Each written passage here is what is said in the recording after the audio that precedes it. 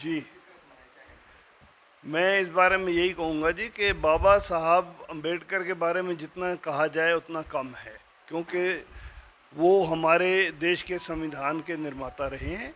और उनकी जो सोच रही है वो यही रही है कि आम आदमी तक जो है कानून बने और आम आदमी तक जो छोटे से छोटा है उस तक सुविधा पहुंचे हर तरह की,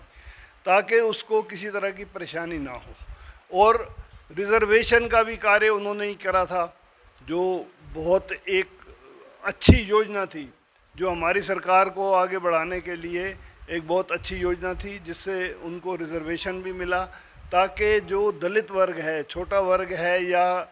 दूसरे समाज के लोग हैं, वो भी सब उतने ही स्तर पर पहुंचे जहां पर एक और वोट डालने का हक भी मिला है और बाकी भी सारी चीज़ें जो हैं बाबा साहब अम्बेडकर ने दी हैं। बस संविधान में एक चीज समझ लेते हैं बाबा साहब, एक कैदी है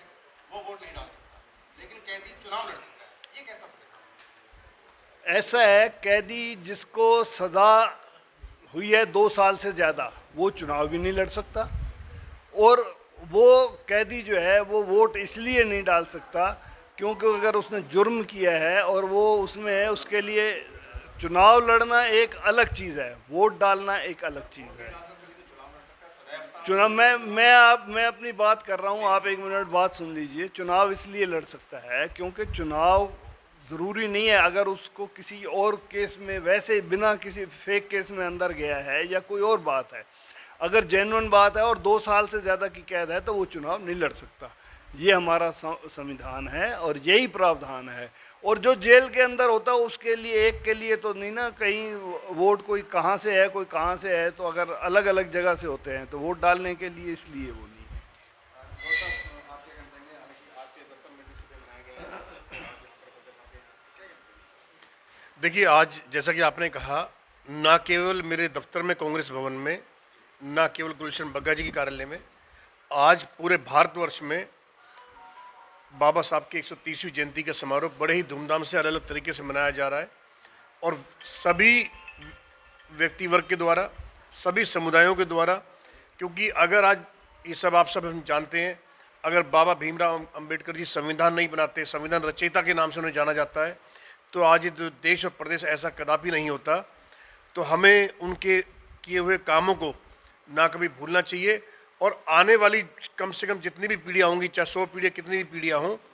बाबा भीमराव अंबेडकर अमर रहे हैं, अमर रहेंगे। और उनके कार्यों का बखान और उनको याद इस देश व प्रदेश में के अलावा और देशों में भी याद किया जाता है, क्योंकि बाबा भीमराव अंबेडकर ही एक ऐसे थे जिन्होंने